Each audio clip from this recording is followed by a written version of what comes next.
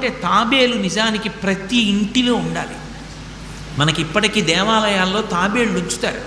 ప్రతి దేవాలయంలో తాబేలు ఉంటుంది. పూర్వం ప్రతి నూతిలో ఒక తాబేలు నుంచేవారు. ఎందుకు తాబేటిని ఉంచుతారో తెలుసా? తాబేటి యొక్క దర్శనము మంగళ దర్శనం.